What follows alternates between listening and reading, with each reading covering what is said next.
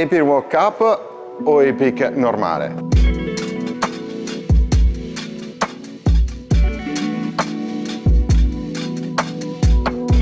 Ragazzi, qua oggi abbiamo due versioni dello stesso allestimento, ovvero l'allestimento Pro della nuovissima arma da gara di casa Specialized, che è la Epic World Cup, e qua la conosciutissima e consolidata Epic, quella tradizionale, quella tanto per intenderci con il Brain, nel medesimo allestimento, lo ribadisco, Pro. Questa Epic, la prima domanda, quella che tutti mi ponete quando entrate nel nostro nuovo bellissimo negozio è: ma questa Epic va a sostituire la precedente Epic, ovvero la sua sorellina? La risposta è no. Si tratta di due biciclette assolutamente diverse, nate con due finalità diverse e con uno sviluppo diverso. In particolar modo la Epic World Cup prende il nome proprio perché è una arma race sviluppata in questi ultimi anni di gare nella Coppa del Mondo. È caratterizzata da un nuovissimo e particolare ammortizzatore, è caratterizzata da delle geometrie che sono molto più simili alla Epic HT, ovvero l'Hardtail di casa Specialized, di cui proprio prende il posto. Quindi la prima cosa è ricordarsi bene che comunque queste due biciclette rimangono comunque nel catalogo Specialized e sono due scelte diverse per ovviamente le competizioni cross country. Il cuore della nuova Epic World Cup è dato proprio dall'ammortizzatore.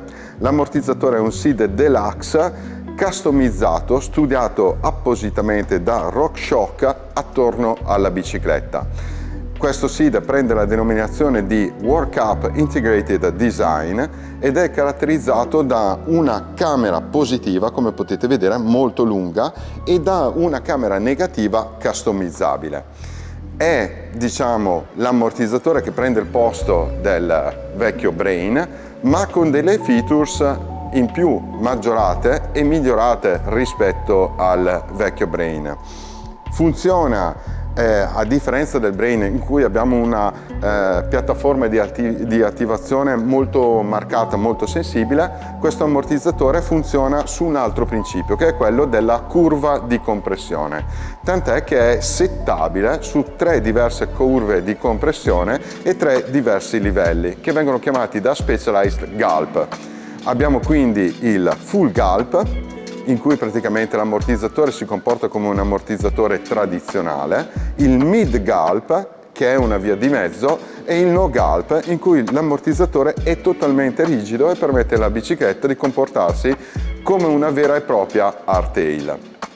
Altra differenza fondamentale tra le due sorelle sta nel fatto che la nuova Epic World Cup ha un angolo di sterzo che è 1 grado più aperto, quindi sicuramente permette una guida molto più aggressiva, ancora più race, permette una trazione maggiore grazie all'apertura dell'angolo di sterzo, quindi all'interasse delle due ruote a parità di taglia leggermente maggiorato, e ovviamente molto più grip in fase di pedalata sulla ruota posteriore. È una bicicletta nata proprio per chi ama le gare, per chi vuole spigionare tutti i watt delle gambe sulla bicicletta senza perdere neanche uno.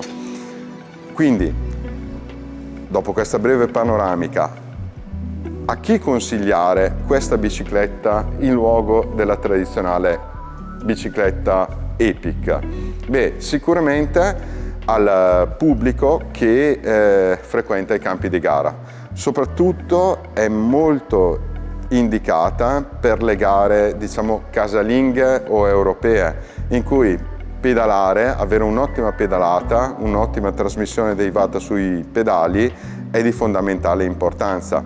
Ovviamente se voi siete tra coloro che sconfinano oltre Alpe per andare a fare qualche gara, diciamo, un pochino più arrabbiata, la Epic con i suoi 100 mm di escursione posteriore rimane ancora una scelta molto ragionevole, rimane ancora un'ottima arma da gara.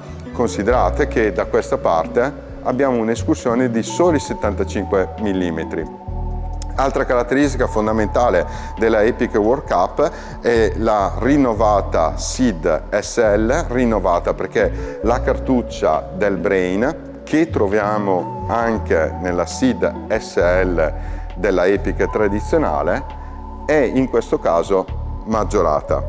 Abbiamo poi anche la nuova testa della forcella SID, che ovviamente è ricavata dal pieno, maggiormente scavata per alleggerire ulteriormente il tutto. In conclusione è una bicicletta totale, disegnata per le gare, una bicicletta in cui un ampio ventaglio di gente, soprattutto italiani race addicted, possono trovarsi sicuramente soddisfatti sotto ogni punto di vista.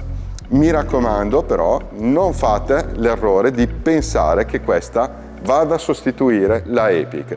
La Epic rimane come rimane all'interno della squadra di World Cup del team ufficiale di Specialized, che ha a disposizione 3 ottime armi da gara. Quindi Epic World Cup, Epic e infine, che non compare in questa immagine, la Epic Evo, ovvero quella per i percorsi più arrabbiati. Ciao!